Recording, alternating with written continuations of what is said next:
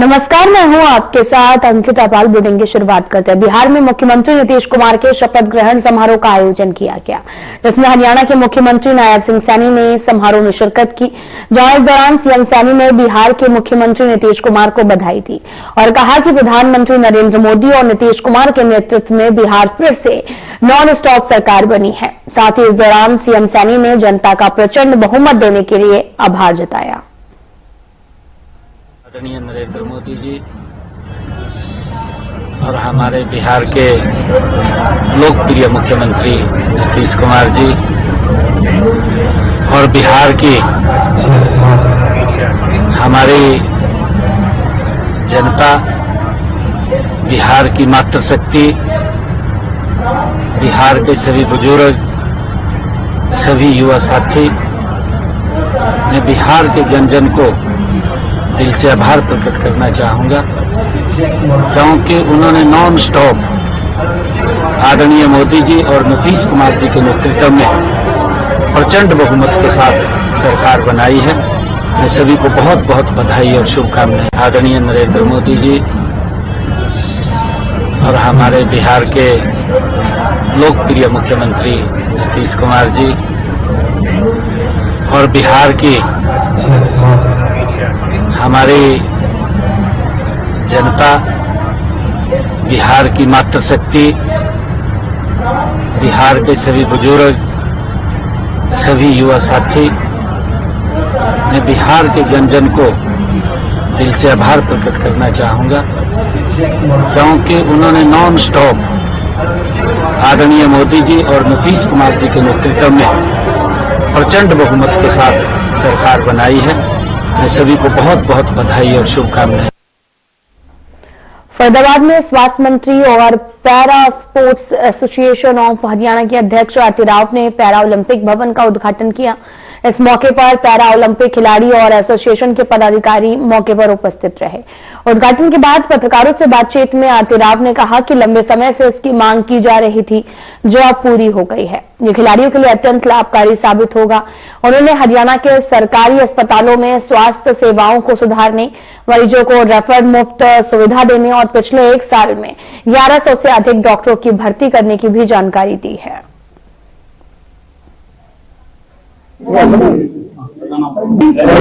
हमारे president Bharatiya Janata party के Palwal district के विपिन जी, हमारे बैंगलोर से आए Satyanarayana ji chairman PCI, colonel Amrik Singh director PCI, Giriraj ji अपने deputy director sports, Jyoti Kumar ji हमारे सेक्रेटरी पैरा स्पोर्ट्स, और यहाँ पे आए बाकी सभी पैरालंपिक हरियाणा के सभी मेहमान और ऑफिशियल्स जो रात दिन काम करते हैं। और यहाँ पे हमारे एथलीट जो हमारा नाम पूरे देश में ही नहीं सारी दुनिया में बिल्कुल मशहूर कर रहे हैं, और उनके परिवार जने आप सभी को मेरा नमस्कार। सबसे पहले I would like to thank the athletes very frankly, because अगर आप नहीं होते तो हम नहीं होते। और मैं जानती हूँ कि एथलीट की दुनिया इतनी मुश्किल है। 18 साल मैंने भी इंडिया का रिप्रेजेंटेशन किया है, 15 बार नेशनल चैंपियन रही हूँ, मगर उस दौरान मुझे मालूम है कि कहाँ से काट पीट के प्रैक्टिस की जाती थी।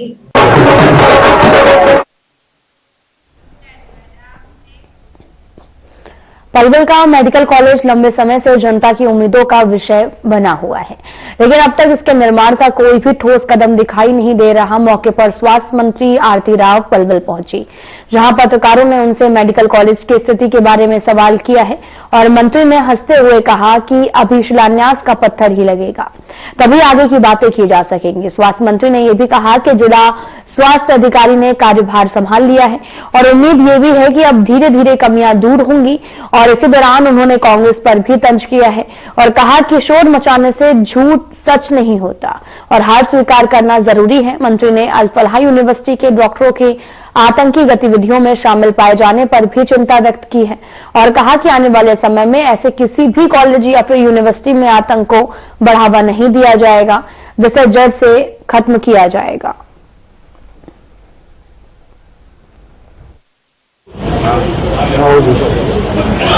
यह बहुत ही सैड केस है कि ऐसे जो एकेडमिशियंस हैं, जो डॉक्टर्स हैं, वो आगे निकल रहे हैं ऐसे। ये अल-फलाह यूनिवर्सिटी जो है, जिसको मान्यता यूनिवर्सिटी के तौर पे 2014 से पहले मिली थी और उसके बाद जब उन्होंने मेडिकल कॉलेज मांगा था तो उन्हें स्वीकृति कोर्ट से लानी पड़ी थी, क्योंकि सरकार हमें रजामंद थी।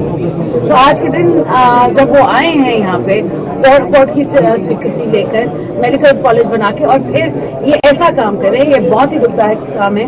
और आप देखिएगा कि जड़ तक पहुंचने के बाद आने वाले वक्त में ऐसी जो भी यूनिवर्सिटीज या कॉलेज यहाँ पे लोगों को सॉर्ट ऑफ इंडक्ट कर रही हैं, उनका सफाया जरूर।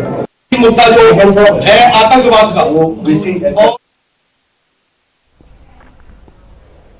कुरुक्षेत्र में विश्व प्रसिद्ध ब्रह्म सरोवर के पावन तट पर गीता महाआरती से कुरुक्षेत्र की फिजा में अंतर्राष्ट्रीय गीता महोत्सव 2025 की महक फैल गई है।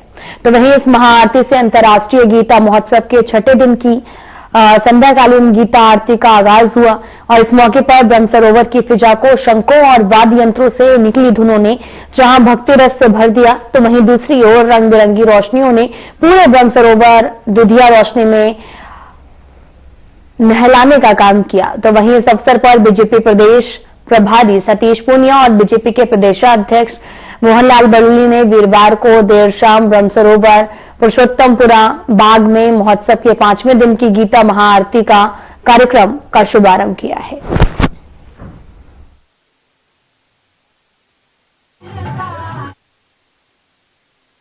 ये गीता जयंती अंतर्राष्ट्रीय महोत्सव जो 5 दिसंबर तक चलेगा और गीता सभी धर्मों की जननी है और जिस गीता का संदेश भगवान श्री कृष्ण ने इसी कुरुक्षेत्र की भूमि से दिया है, आज उन्हीं का अनुसरण करते हुए हमारी सरकारें भी बहुत बड़े स्तर पर कार्य कर रही हैं।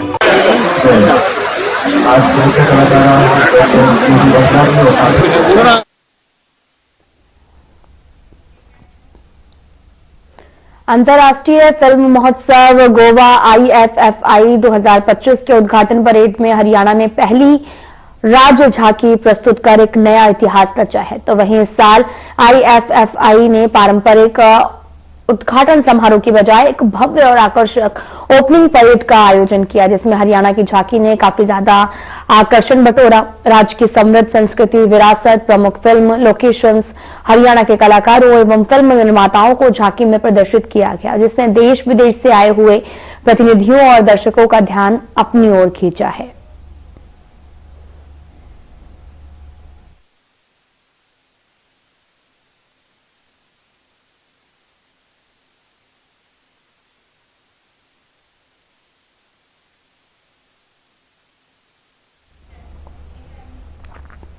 हरियाणा के कुख्यात गैंगस्टर लॉरेंस बिश्नोई भले ही जेल में हो, लेकिन उसका भाई अनमोल बिश्नोई अमेरिका से गैंग संचालित कर रहा था। लगभग 32 आपराधिक मामलों में वांछित अनमोल को अमेरिका से भारत लाए जाने के बाद में NIA ने गिरफ्तार कर लिया है। जांच में बड़ा खुलासा हुआ कि अनमोल ने ग्रेटर फरीदाबाद के AURIC सिटी होम्स टावर 4 और फ्लैट 107 के पत्ते पर भानु प्रताप के नाम से फर्जी पासपोर्ट बनवाया। फ्लैट मालिक सुंदर नागर ने बताया कि उन्होंने 2021 में यह फ्लैट 3 युवकों को किराए पर दिया था। वे अनमोल को नहीं जानते हैं। अब मामले की जांच NIA कर रहा है।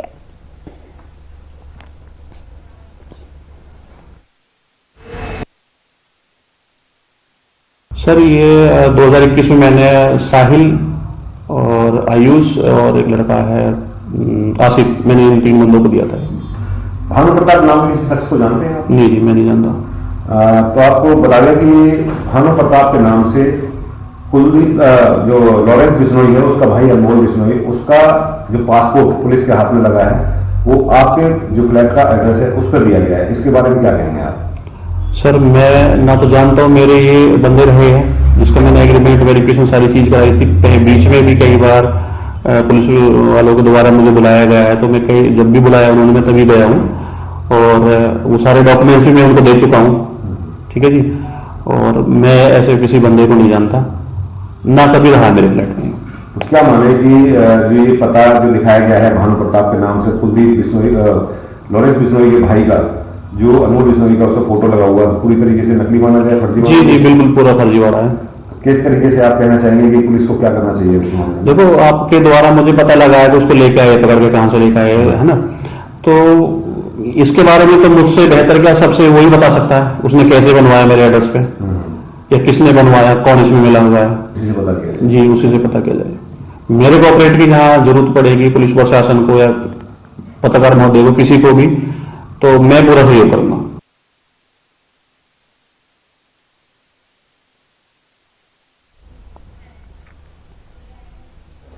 पानीपत से दिल दहला देने वाली वारदात सामने आई है, जहां पर गंगाराम कॉलोनी के रहने वाले साधु कालू को मामूली कहासुनी की रंजिश में शक्तिनगर कॉलोनी निवासी आशीष उर्फ चेतन ने झुग्गी में आग लगाकर जिंदा जला दिया है।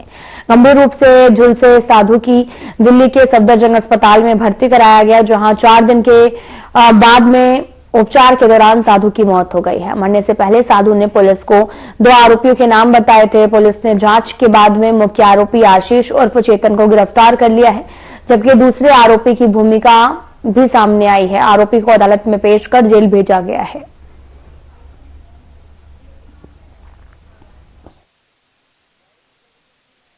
ये बार बार की तो बुझा दो। फिर अंदर बढ़ गया, कुटिया में अंदर बढ़ गया अपने बचाव खातर। मैं बता आग लगा दी ऊपर से। अच्छा, बाहर आग लगा दी, फिर उसके बाद ज्यादा आग होगी फिर अंदर, वो बाजी आग लगा कर हम और आशीष बाहर निकला। दिनांक 5 तारीख की रात को 12 बजे हमारे पास स्टेशन मास्टर पानीपत की तरफ से मेमो आई थी कि वहाँ कच्ची फाटक के पास रेलवे जमीन में बड़ी झोपड़ी में आग लगी हुई है। तो हम मौके पर पहुंचा, मैं अपने स्टाफ के साथ, तो आग लगी हुई थी और फायर ब्रिगेड आग को बुझा रही थी। तो वहां झोपड़ी के अंदर एक बाबा था, रहता था, साधु रह रहे थे, जो आग में झुलसे गए, जिसको वहां से 112 वाले पानीपत सिविल अस्पताल ले गया, वहां दाखिल करवाया, वहां से उसको रेफर पीजीआर हटा दिया। उसके बाद वो सफदरजंग पहुंचा, वहां पर मैं पहुंचा, उसके बयान दिए, जिसमें बयान में अपने एक आदमी का नाम दिया था आशीष पुत्र चेतन, उसकी हमने तस्दीक की है। तस्दीक के बाद उसका नाम सामने आया है, जिस बार इसको गिरफ्तार किया गया है और मुकदमा दर्ज कर दिया है। पापा क्या हो गया?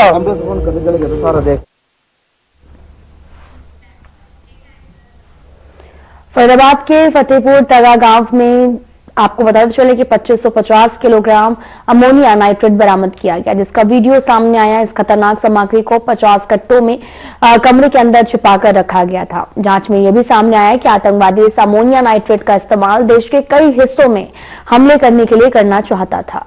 साथ ही फरीदाबाद की अल-फलाह यूनिवर्सिटी में डॉक्टर मुजम्मिल, डॉक्टर साहिन और डॉक्टर उमर मोहम्मद के नेतृत्व में आतंकवादी साजिश रच रहे थे। पुलिस ने मामले की गहन जांच शुरू कर दी है।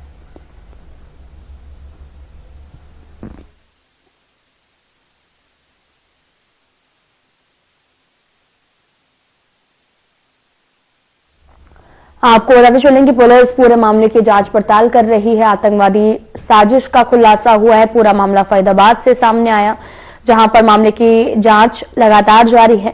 आपको यह भी बताते चलें कि लगातार अमोनिया नाइट्रेट बरामद किया गया है।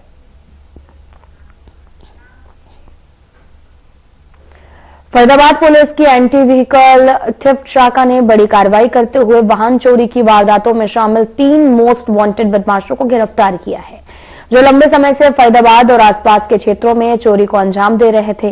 Crime branch ACP Varun Dahiya ने प्रेस कॉन्फ्रेंस में बताया कि आरोपियों के कब्जे से 10 मोटरसाइकिल, 1 कार और 1 ऑटो बरामद किया गया है और साथ ही पुलिस ने गिरोह के 3 अन्य सहयोगियों को भी हिरासत में लेकर पूछताछ शुरू कर दी है, जिसके आधार पर चोरी होने की घटनाओं का खुलासा हुआ है और पुलिस का कहना है कि इस गिरफ्तारी से वाहन चोरी की कई लंबित वारदातों पर रोक लगेगी।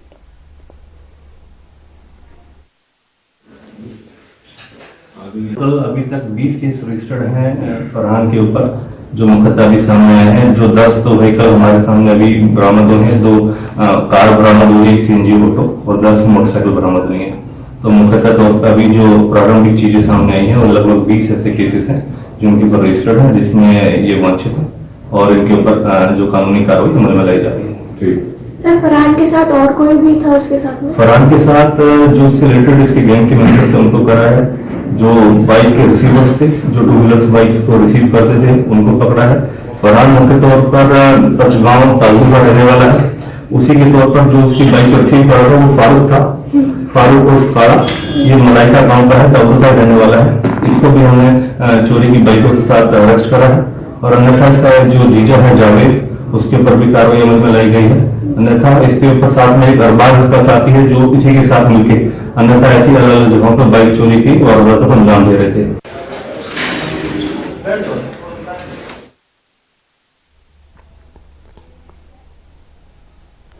पानीपत पुलिस ने ऑपरेशन टैगडाउन के तहत में बिहौली गांव में हुई फायरिंग और रंगदारी मामले की वारदात का पर्दाफाश किया है। 72 घंटे में आरोपी मोहित को गिरफ्तार किया गया और पुलिस अधीक्षक भूपेंद्र सिंह आईपीएस के नेतृत्व में एएनसी टीम ने आरोपी को सोनीपत की बहालगढ़ रोड से पकड़ा है। मोहित पर चोरी और जानलेवा हमले के मामले में पहले भी मामले कई दर्ज हैं और घटना के बाद आरोपी ने पीड़ित को धमकी दी और पैसों की मांग की है। पुलिस ने आरोपी को न्यायालय में पेश कर 6 दिन की पुलिस रिमांड पर लिया है ताकि फरार आरोपियों और वारदात में इस्तेमाल बाइक और पिस्टल को बरामद किया जाए।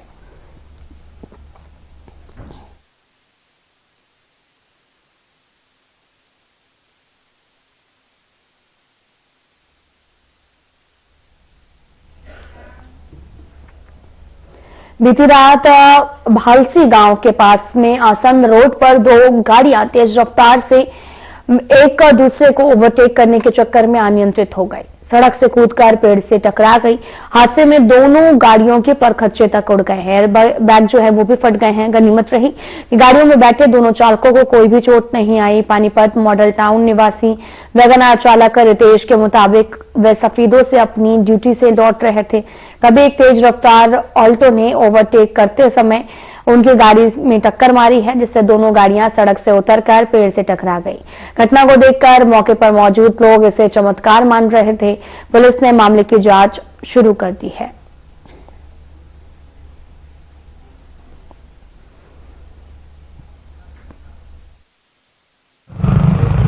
रात में अपनी ड्यूटी से आ रहा था तो ये वाइट गाड़ी वाला मेरे को ओवरटेक कर रहा था। ओवरटेक करते करते उसने गाड़ी एकदम ही दबा दी। जैसे इसने दबाई दोनों गाड़ी अंदर आ गई और गाड़ी पलट गई। पहले तो मैंने अपने अंदर बेल्ट लगाए तो बेल्ट खोली तो देखा भाई क्या हुआ। मुझे पहले यही दिखा कि इसमें से निकलूं कैसे। फिर मैंने आगे पीछे जाके पिछला खोलने की कोशिश की, खुली नहीं। फिर वो दिखा कि दरवाजा ऊपर से रोशनी दिखने लगी थी तो दरवाजा खोल के फिर मैं उससे बाहर आया।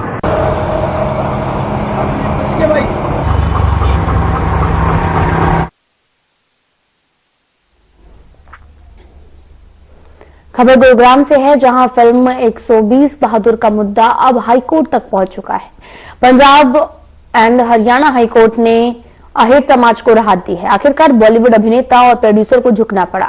2 महीने से लगातार संघर्ष जारी था। उसके बाद में अब फिल्म 120 बहादुर को लेकर अदालत ने राहत दी है। फिल्म निर्माताओं ने कोर्ट में सहमति जताई कि फिल्म की शुरुआत में रेंजांगला युद्ध के 114 अहिर शहीदों के नाम शामिल किए जाएंगे। फिल्म के अंत में शहीदों को श्रद्धांजलि दी जाएगी। अहिर समाज लगातार मांग कर रहा था कि फिल्म का नाम 120 बहादुर की जगह 120 वीर अहिर किया जाए। उनकी दलील थी कि 18 नवंबर 1962 को लद्दाख के रेंजांगला पर 13वीं कुमायूं रेजिमेंट चार्ली कंपनी में तैनात 120 सैनिकों में से 114 अहिर थे, जिन्होंने मेजर सैतान नेतृत्व में चीन की 3000 सैनिकों वाली टुकड़ियों को पीछे हटने पर मजबूर कर दिया है। जब फिल्म निर्माता नाम बदलने को तैयार नहीं हुए तो अहिर प्रतिनिधियों ने पंजाब और हरियाणा हाई कोर्ट में याचिका दायर की। कोर्ट ने तुरंत 5 सदस्यीय कमेटी गठित की। 2 दिन में रिपोर्ट मांगी है। अहिर समाज के प्रतिनिधि की माने तो जवाब में फिल्म निर्माताओं ने बताया कि उन्होंने अपना पक्ष दिल्ली हाई कोर्ट में पेश किया था, जिसमें वीर अहिरों की शौर्य गाथा को सम्मानपूर्वक दिखाने पर सहमति बनी और साथ ही रेंजांगला युद्ध को दुनिया की 10 सबसे भीषण लड़ाइयों में गिना जाता है।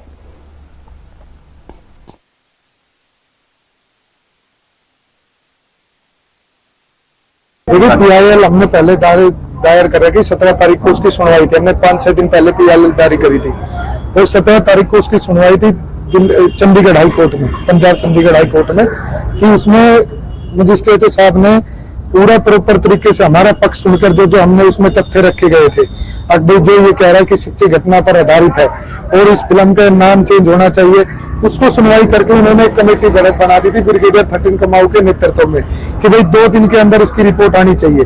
वो अभी ऑर्डर उसमें लग जाएंगे। कल हमारी दिल्ली हाई कोर्ट में भी तारीख थी जिसमें सरकार के वो लोग आए और उन्होंने अपनी तरफ से ये कहा कि भाई सेंसर बोर्ड द्वारा ये चीज मान ली गई है, अकबर इनका नाम दिखाया जाएगा, इनका वो दिखाया जाएगा, पर उस चीज से हम संतुष्ट नहीं है क्योंकि पहले भी हमारे साथ ऐसी नाइंसाफी हुई है एक गाने के अंदर। और दूसरी जो हमारी मुख्य मांग थी, जो मांगे चल रही है कि सरकार द्वारा जब 120 अहीर धाम बना दिया गया,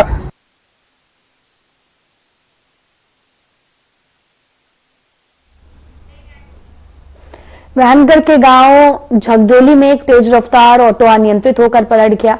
हादसे में एक महिला की मौके पर मौत हुई जबकि 4 लोग घायल बताए जा रहे। ऑटो में कुल 8 यात्री सवार थे।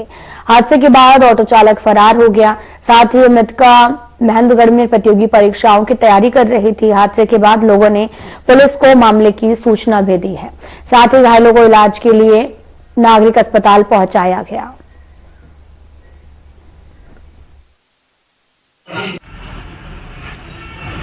कॉलेज के लिए निकल रही थी तो जैसे सड़क क्रॉस करने लगे, एक नंगल की साइड से ऑटो आ रहा था और एक बुचावास की साइड से आ रहा था। तो बुचावास की साइड से जो ऑटो आ रहा था उसकी स्पीड बहुत ज्यादा तेज थी और उसने अचानक से ऑटो घुमा दिया, तो उसकी वजह से लग गई बस। तो पलट गया ऑटो? हाँ, वो तभी पलट गए। नहीं थे बुचावास तो निकल ही थे, आगे जाके ऑटो पलट गए बस। नहीं आता तो जाते जाते कैसे पलटा हो? मन दिक्कत बॉडी आज मेरी अब चीज नाते में ये सुबह थी लगभग 8:30 के समथिंग घर से निकली थी और ये हमारे गांव का एक टेम्पू था और उसमें सवार होकर चली और उस चालक की लापरवाही से पता नहीं किस वजह से ये हादसा हुआ है और ये चालक की लापरवाही है। तो कहाँ से हादसा हुआ सर? कितने लोग ऑटो में लगभग? ऑटो में लगभग सर बता रहे हैं 8-7 के लगभग 8 होंगे 9 होंगे। हाँ जी। तो कहाँ से हादसा हुआ ये झड़ोली मोड़ के ऊपर हुआ है। तो उसमें डेथ हो गई? हाँ जी, इसकी डेथ हो गई। ऑन द स्पॉट इसकी डेथ हो गई।